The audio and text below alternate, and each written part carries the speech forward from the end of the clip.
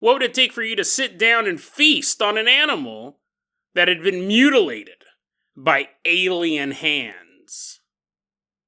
And then we traveled to Florida to take a look at a family who has a decision to make.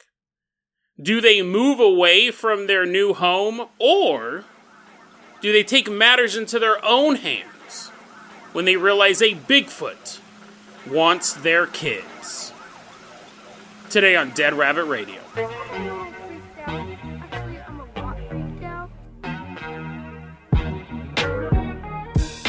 Hey everyone, welcome back to another episode of Dead Rabbit Radio. I'm your host, Jason Carpenter. I'm having a great day. I hope you guys are having a great day too. I hope you guys are having tons of fun out there in the world, doing whatever you're doing. We got a ton of stuff to cover today, so we're going to invite into Dead Rabbit Command, holding a pistol in each hand. Very unsafe. Very, very unsafe man. Everyone get on your feet and give it up for one of our newest Patreon supporters. Stay strapped. Woohoo! Yeah! He's jumping around like Yosemite Sam. Shooting everywhere. Stay strapped. You're going to be our captain, our pilot this episode. If you guys can't support the Patreon, I totally understand. If you're not gun-wielding maniacs, I get it. Just help spread the word about Dead Rabbit Radio. That helps out so much. Tell your friends, tell your family, tell everyone you know.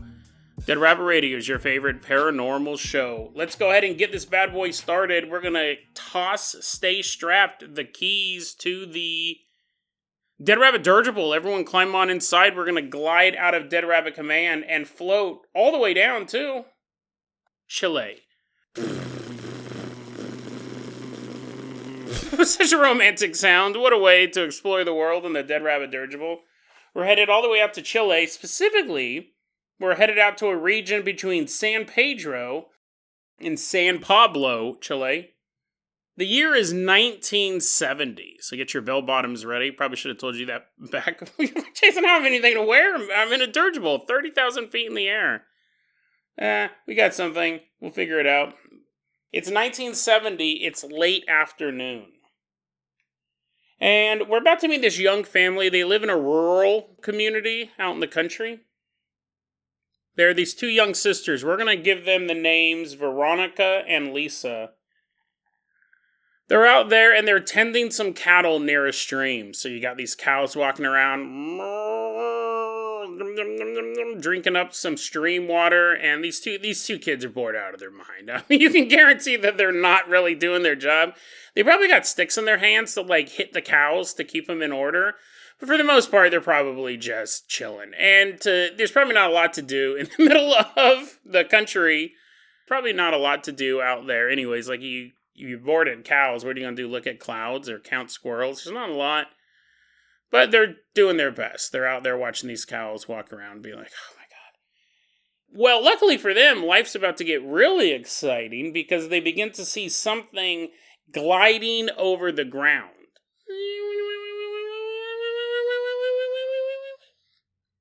They said it was moving so fast they could barely catch sight of it. And it was so close to the ground that as it was flying over the dirt, it was kicking up dust behind it. You'd think like Roadrunner, maybe. But they see this, and they said it was moving so fast they couldn't see any details. The only thing they could really make out was that it was small. But no exact dimensions are given. The next morning, Veronica, Lisa, and their father, they wake up. They wake up, not like they had lost time or anything like that. They did bring the cows back home and they had dinner, and it doesn't specifically say the mom woke up, but I'm sure that she was there. They probably just had a normal day. Well, the next day, though, when Veronica, Lisa, and their dad woke up, they go out into the field and they had a bunch of llamas. They had a bunch of llamas out in the field. They didn't take them to the stream. They didn't earn a field trip like the cows did, but the llamas are out in the field. The morning after the two girls saw this object flying close over the ground, 10 llamas were dead. But it wasn't just the fact that there were 10 llamas dead, which is grisly enough. All 10 of the llamas were also pregnant at the time. Wow, Jason, thanks for that depressing detail. 10 pregnant llamas dead in a field. According to the report, they were all completely drained of blood. So this falls right into the category of what we call a cattle mutilation. But really, that's a bit of a misnomer because all sorts of domestic animals are found in this fashion. I think the reason why we attribute it mostly to cattle was because that was the first big stories that came up was the cattle. If you walked out into your yard and you saw a dead chicken, you're not going to break out the autopsy kit to figure out what killed it. I mean, maybe if there was 50 of them, you might. But if you just saw a dead chicken, you'd go, someone must have got a hold of that thing. Throw it in the dumpster or something like that. And a wolf must have ate it. But it doesn't have any bite marks. It'd be a little suspicious, don't get me wrong.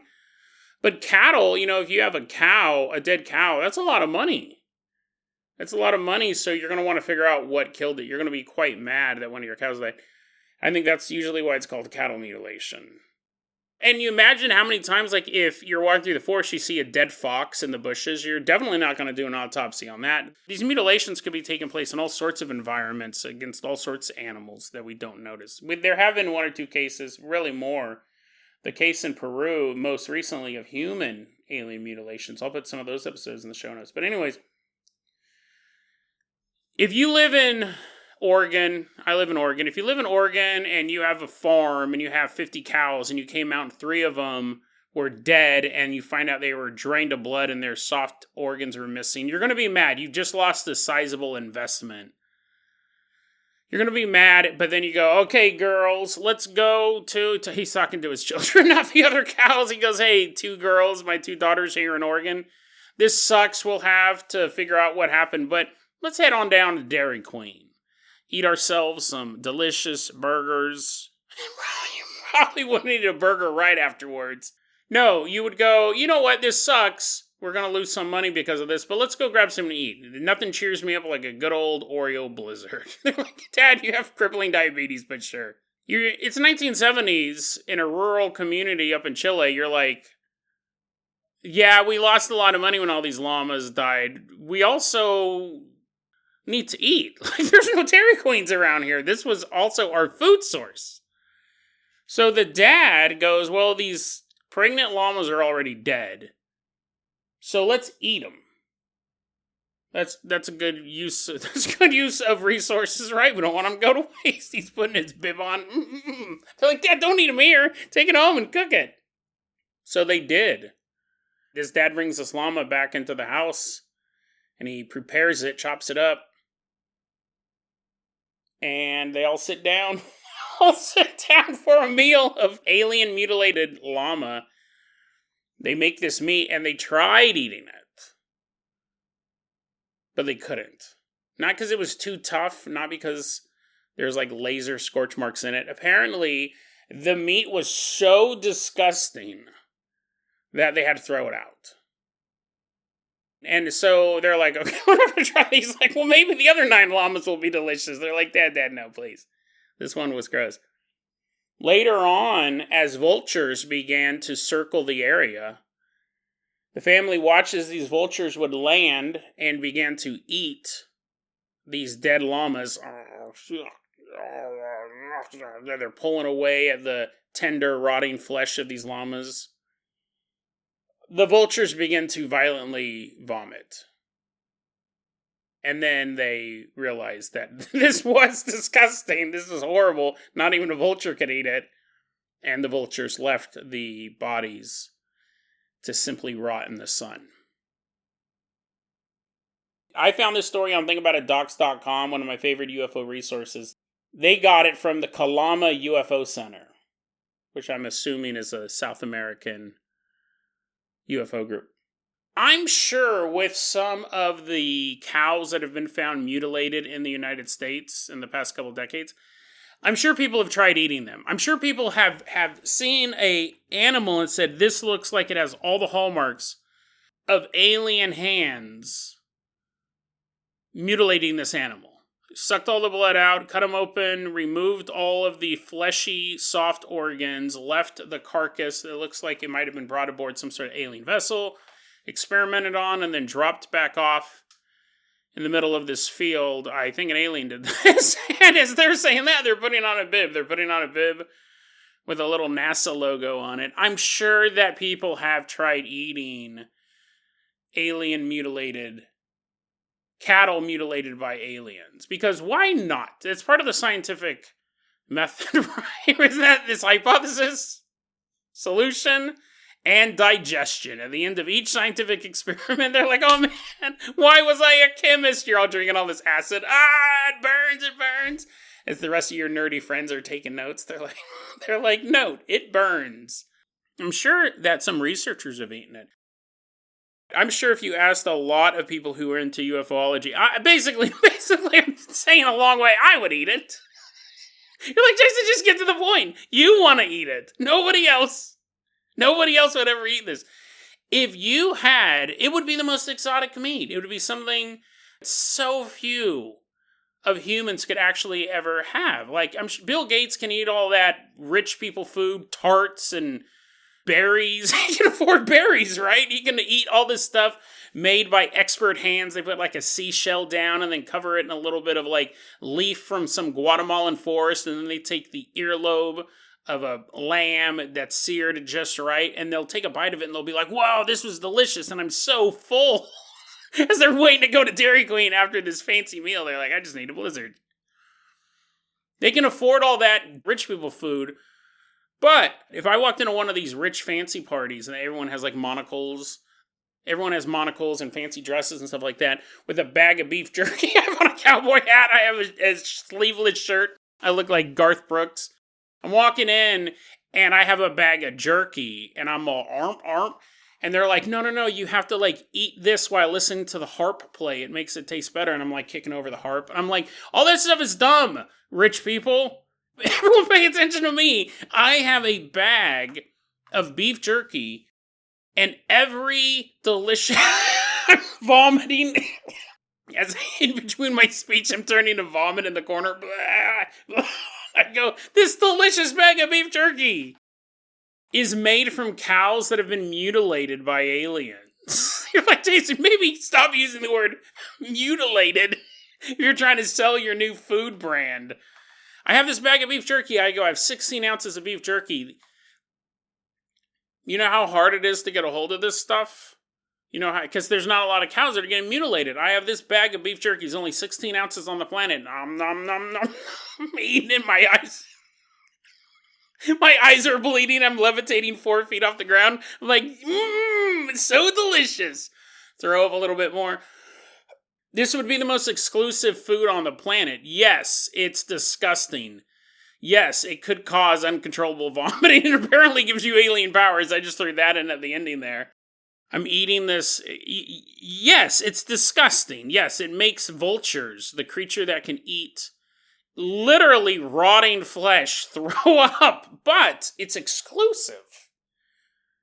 It's exclusive, and I would argue that, actually now I have a new argument. Not only am I arguing that some people ate it because they were poor and they couldn't afford anything else and they got violently ill. I'm sure researchers have eaten it and gotten violently ill, but I also bet because it's so rare, you could sell it. Think about it. As far in the world of the rich and famous and the world of conspiracy, aliens mutilating cattle, like being able to eat that meat, would be more rare than adrenochrome. I'm like, get out of here. I'm kicking over bottles of adrenochrome. Hillary Clinton's like, no. I go, this beef jerky is way more rare than all of that stuff. And I'm going to sell you guys, it's a Jack Link's bag.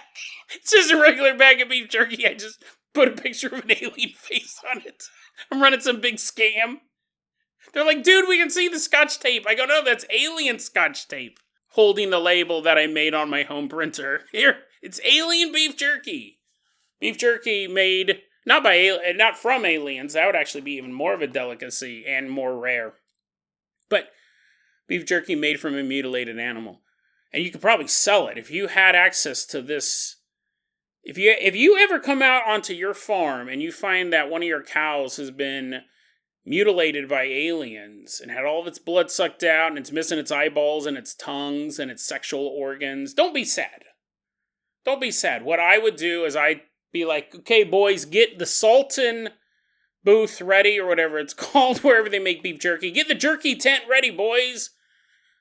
We're about to be millionaires. And then I would carry that cow. I'd do it myself because I'm so strong. I'd get that cow into the jerky tent.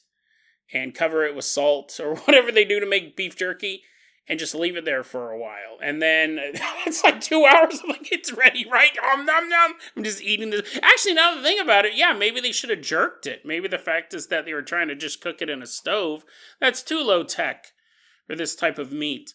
You make all this beef jerky out of all this cow, all the rotting remains of this cow. Who knows? You could be a millionaire.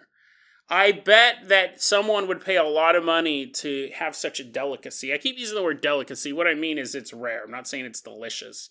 But I imagine a lot of rich people eat stuff that's gross, and then because everyone else in their circle thinks that it's delicious, they go, oh yeah, this is... They're going in anaphylactic shock. They're like, oh, I'm allergic to shellfish, but I want to be cool. I think you could really start this side hustle of the most rare meat in the world. Move over whatever that beef, Wagyu beef. Move over Wagyu beef in Japan. Move over lamb guts in France. Get out of the way, escargot farm in Belgium. It's time to eat some alien mutilated meat. If you guys make money from that, I want a piece. I'm not asking for a piece of your money.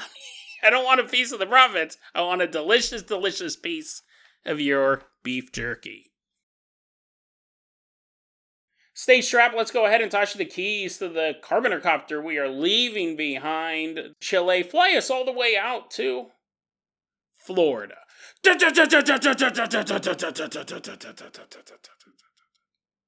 It's October 2004. We're about to visit this small town known as Weewahichaka. It is a small town on the panhandle of Florida. It's a forested region. For millions of years was nothing but wilderness. And then slowly mankind encroached, chopped down a couple trees, put a house up, put up another house, and so on and so forth. As humanity spreads its glorious wings across the planet, everything's a trade-off. You need a house, you need land to put it on. Eventually we keep living deeper and deeper into these wooded areas. And we're about to meet this young kid. I say kid, he's 14 years old. We don't have his name. We're going to call him Alex. And he goes, listen, we're living out in the middle of nowhere. And that whole thing about Jason said about cutting down trees to build houses, we didn't even have that. We lived in a single wide trailer. It's like a mobile home, if you're not familiar with that term. A single wide trailer with his family. You had mom, dad, Alex, and a 5-year-old boy named Tony, who's his brother. It's not just some random kid they found. Anyways, they moved out of the city because his dad had opened a business in this town and were now living in this single wide trailer on this land. Now, they'd actually been there for a while. Alex had heard stories growing up from his neighbors and from his classmates about the monster. Hey, Alex, how was math class yesterday? It was pretty good. I got a lot of addition done. Oh, cool, man. Hey, did you... you got some insane friends. This is a good segue. Speaking of addition, have you heard about that new addition to our community? The monster. He's like, what? Alex is hanging out at the local yogurt shop. Alex, what would you like on your yogurt? I'll just take some sprinkles. Sprinkles. Just like the monster likes to sprinkle the remains of his victims all over the land. Alex is like, huh? Everyone was talking about this monster. It wasn't a daily thing. It wasn't like this thing was constantly out. The monster. People in town knew about the monster, though, and he was described as just being this massive creature that walked on 2 legs and had a habit of stealing livestock. We talked a little bit about this on yesterday's episode, but this is a Bigfoot. If you haven't figured it out, you're like, oh, I wonder what this is. The name of the episode, walks on 2 legs, it's huge. Are Bigfoots or Sasquatches interdimensional has always been my theory, or is it a biological entity that has to eat and has to migrate and has to move in a given community? This kind of falls into the biological category because what happens is this monster had been around for a while, and at first it was eating livestock on the outskirts of the town. But as the town continued to grow, now it's eating pets. People who never had 10 heads of cattle now have a house deeper into this forested area, and poor old Billy the puppy disappeared one night. And so the monster was blamed for all of this. Well, one night, Alex and his dad are up late watching television, and Alex has to go to the bathroom. It's pretty late. His brother Tony's supposed to be in bed, but he's not. Alex gets up to go to the bathroom and then walks into the bedroom. He shares with his little brother, and Tony's just standing there crying. And Alex goes, dude, you gotta go to bed before Dad finds you awake. Like, you're supposed to be sleeping right now. In between sobs, Tony is able to mutter out, there's a man looking at me through the window. And Alex kind of looks up, and he sees a pair of glowing yellow eyes staring in. Alex instinctively grabs Tony and runs out of the room into the living area, and he's flipping out, right? And what would you think in that moment? Well, all the stories of the monster, they really fall out of your head. You're going to think the worst. You're going to think a pervert. Some dude was perving on your little brother, and that's exactly what he tells his dad. He runs out in the living room and goes, Dad, there's some pervert. There's some pervert who was staring at Tony. And at that point, when Alex picked up Tony and ran in the living room, it's not a pervert. Well, it might be a perverted Bigfoot. We don't know, but it followed them. It was still outside the house, but at this point, when Alex was explaining to the dad what had happened, they realized that this figure is now standing outside the living room window. And this is when Alex got a good look at this thing. He said it was massive. He said the thing had to be at least 9 feet tall. This massive monster standing outside the trailer. He said the thing had to be 9 feet tall, with a massive head, which reminded Alex a lot of a Neanderthal. Jutting, sloped forehead, jaw, a little protruding out from the skull. Looked like a massive caveman was standing there. It was covered in long, brown, dirty hair. And it had this massive chest. Just the width of the thing. It wasn't that it was just tall and lanky. I mean, this just looked like raw, muscular, primal power. And the only thing separating it from this family is this window. And really, the not super strong walls of the entire trailer. The dad knows what to do. Everyone's very good on acting on their instincts in this story. In fact, when Alex said, hey, Dad, there's a pervert staring at Tony, the dad was already out of his seat. He wasn't like, oh, let's see what's on this rerun of Night Court before I address this. He's already out of his seat. He's already in motion when he thought there was just a human standing outside of the house. When the monster finally makes its presence known, the dad had already run into a kitchen and retrieved a .44 Magnum, which he kept in the kitchen. He comes out with the .44 Magnum, leaves the safety of the trailer, or the relative safety of the trailer, runs outside into the darkness, and Alex and Tony begin to hear a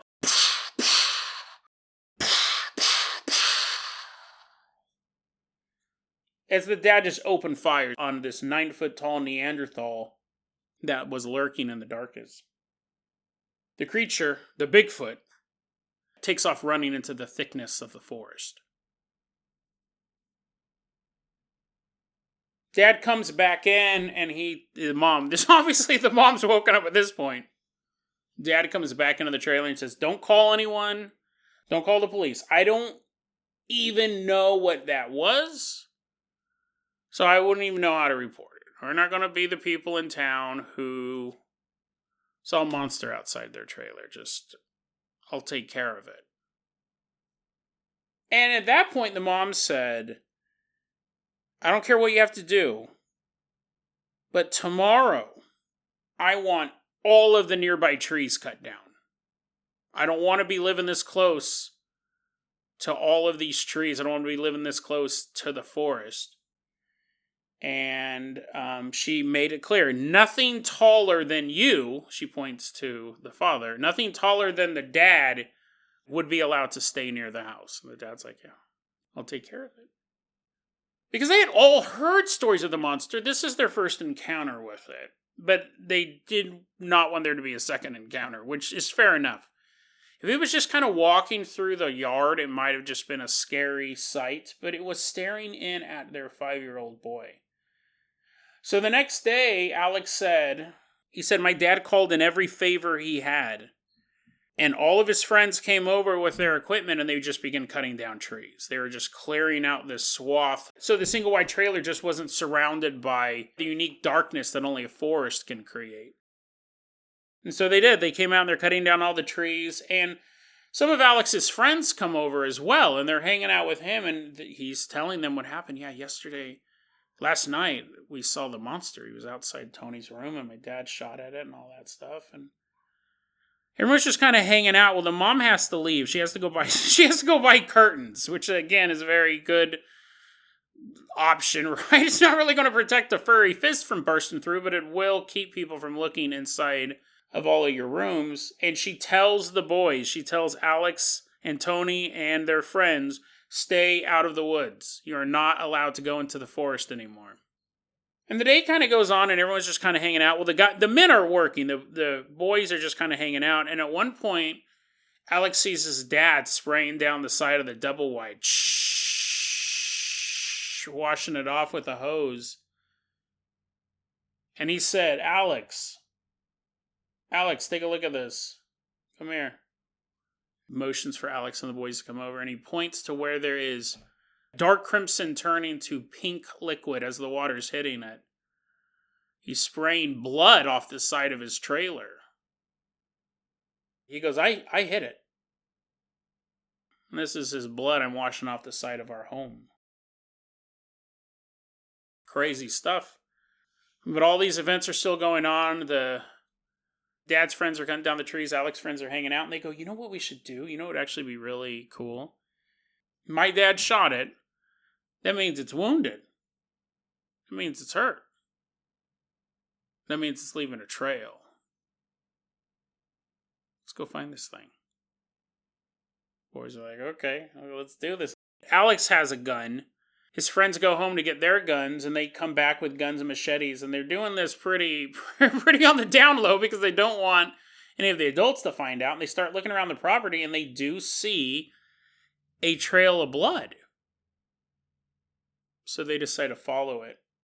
While all the adults are busy, not looking, drinking, whatever, they sneak out into the woods. And Alex says, we walked for a couple hours trying to track this thing. We'd lose it for a bit and then have to find the trail again, but it's still bleeding out. How much? Like, is this a steady stream of blood? Is this thing going to be dead when we find it, or is it just some sort of flesh wound? We don't know. There's a lot of blood, but over distances. It's not like giant puddles of blood. They're tracking it. Eventually, as they get deeper into the forest, they see something. They come across a crudely built shelter in the middle of nowhere. Just then, the kids hear, somewhere off, far in the forest,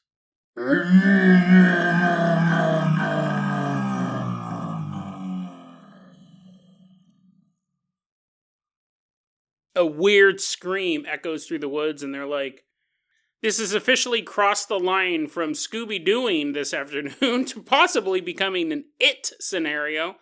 Let's get out of here before we're all killed. And so the kids start heading back into the woods, and they're walking for a while, and they start to hear a rustling ahead of them. And they're like, this isn't going to turn out well. But luckily, accompanying that rustling is a, Alex! Alex, where are you? Because what happened was, back at home, the dad and the friends had heard this insane scream come through the forest, and they realized all the kids were missing. They realized that Alex and his friends were gone, so they got their guns and they headed off into the woods. And because they weren't simply trying to slowly and carefully follow a blood trail, they just blaze a path right through the woods. make a beeline for where they hope the kids are, right? They're just looking for them. They don't know where their kids are. They just heard this crazy scream. At this point, Alex goes, Dad, yeah, no, we found a blood trail and we followed it and we found this really creepy structure out over there somewhere, out over there. It looks like someone just cobbled together some pieces of woods and logs and stuff like that, but we decided to turn around after we heard the screaming, and the dad goes, take us back, and now it's getting scary, right? Dad says, you got to show us where the shelter is. So the boys lead the men back into the woods, and they see this shelter. Again, it's this crudely built little structure in the woods, and the men begin to destroy it. Some of them had brought along their axes as well as their firearms. They begin to chop up and destroy the structure, and after it's been razed, Alex's dad whips it out. I'm talking about his pistol. Well, the pistol he was born with.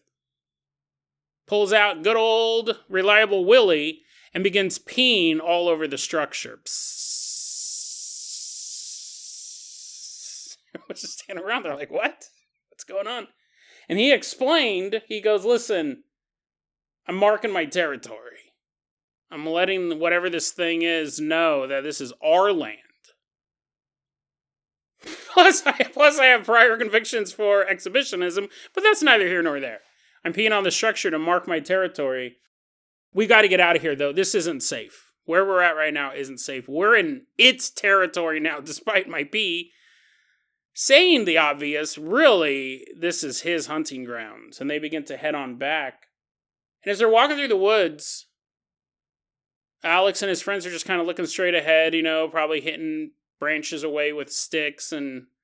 a fun adventure, right? They're not bored. They're not as bored as the kids in the first story. I mean, they also are possibly going to get murdered at any point. That'll get the adrenaline pumping. But they kind of walk through the woods, and the men are following behind them, walking alongside them as well, protecting these precious little lives. They're closer to home now.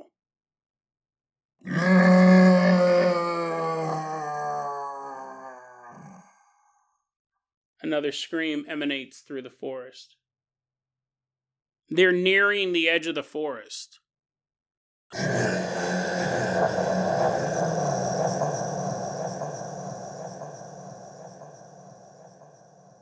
Another rage-filled howl echoes, but this time, it's closer.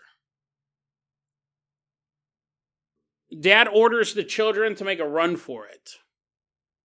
They're close enough that maybe they can clear that tree line. Alex, boys, run. Alex said they had just taken a couple steps. They just started to sprint when all of a sudden they hear an eruption of gunfire from behind them. Alex turns around and he sees his father and all of his father's friends opening fire at something in the forest.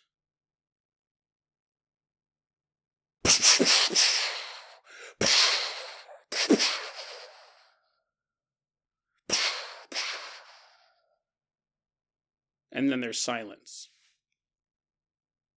Dad turns back to the boys who hadn't run that far, and he tells them, go home, go quick, get some shovels, and don't tell anyone about what happened out here.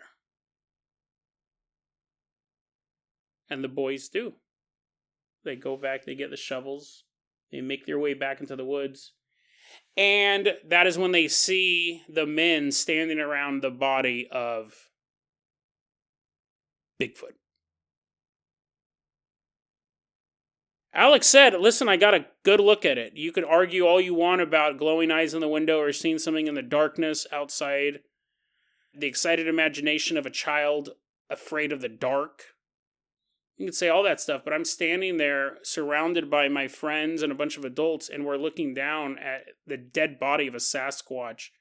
He goes, and it was as massive as it looked in the window. There was no exaggeration. In fact, I might have under-exaggerated some stuff. He goes, this thing was so huge. It clearly was 9 feet tall. But what was so This is something you don't really even hear about in Bigfoot reports. A lot of times it is the size, the height of the beast, and the size of its feet. He says this creature, it's from shoulder to shoulder, was so wide. He goes, I couldn't have jumped over it. If I was just standing there and tried to leap from one side to the other, I wouldn't have made it. It was that wide. Running jump, possibly, right? They wanted to perform these experiments. But he goes, it was so huge. And not just height-wise. The pure mass of this thing. And really, that is the biggest report I've ever heard of a Sasquatch-type character. Of being... Because you figure, what would you think that would be? 5-6 feet wide? To not be able to do a standing leap over it? From shoulder to shoulder? I mean, I'm close to 6 feet. I'm 5'11", and people couldn't jump over me again. I don't want them to try. They're like, can we do it again? My ribs are all broken. I'm like, no, science is over for today. And this thing would be as wide as I am tall. He goes, its face that I saw as a Neanderthal face in the window that night, there's nothing left of that. My dad and his friends blew its face to bits. Its arms were as big as my dad's legs. This is a crazy description, the size of this thing. He said the fingers on this creature, each were as wide as a Coke can. I mean, dude, that's just the raw power, the raw physical power of something like this. He said the feet lived up to its name. If you want to call it a Bigfoot, he goes, this thing's feet were longer than a shotgun barrel. Jason, now you're just describing Paul Bunyan, okay? But, is massive. If this is a true story, and again, a lot of these stories are just, this Alex's story, there are multiple witnesses, but no one else has come forward on this. This would be the biggest one on record. This is close to not being, I just realized this. This is close to crossing the bridge from Bigfoot, Sasquatch, to Nephilim. The children of angels and human women who were described as giants. And there's been sightings of these guys all over the world, some more reliable than others. I'll put some of those episodes in the show notes, but that's what we'd be looking at here. It would almost fall more into that realm. Because a Bigfoot is normally not this big.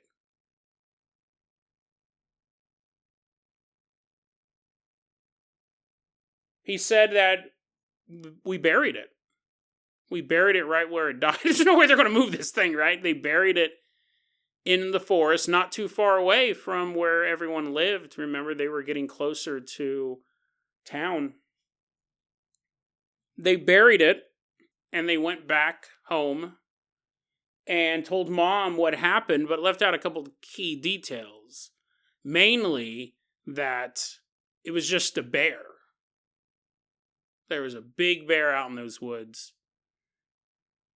And Dad goes, yeah, the night that it was outside the house, I shot it and I wounded it and I had to wash the blood off the side of the trailer.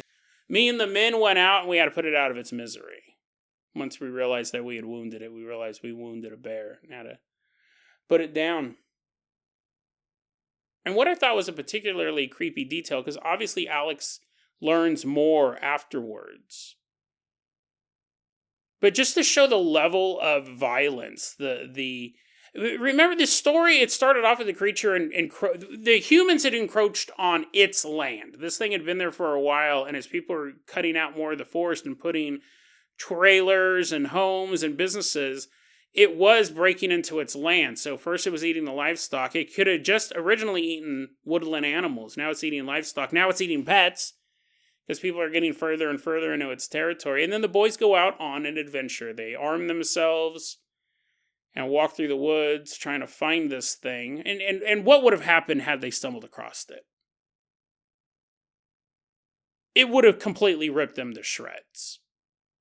They can have all the machetes and shotguns that they want, but it would have ripped them to shreds. But they didn't know that.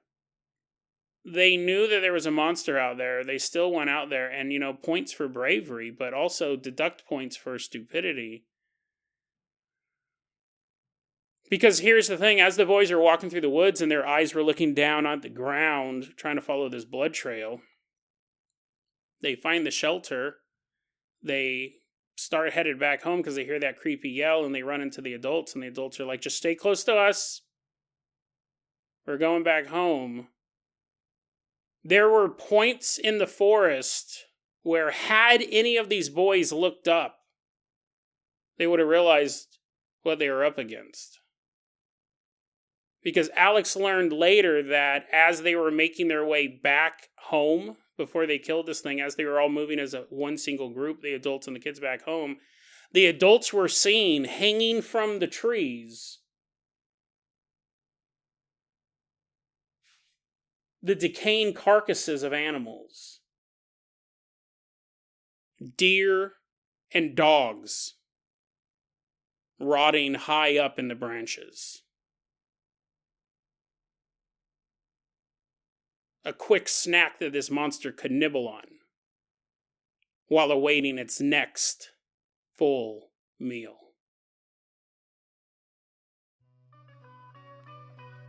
DeadRabbitRadio@gmail.com is going to be our email address. You can also hit us up at Facebook.com/DeadRabbitRadio. TikTok is at DeadRabbitRadio.